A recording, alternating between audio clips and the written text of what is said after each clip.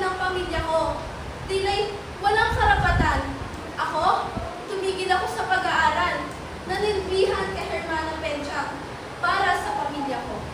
Hermana Bali, tila'y humahagusgus ka. Hindi ko mawari ang iyong itsura. Ano? Si Basilio? Anong nangyari kay Basilio? Naibilanggo? Paano? Hindi ito maaari. Kawawang Basilio. Ika'y biniit nang wala man ng kadahilanan. Gagawin ko ang lahat, may labas ka lang sa pilitan. Isa lamang ang tumutulong sa akin. Pumunta ka kay Padre Camora.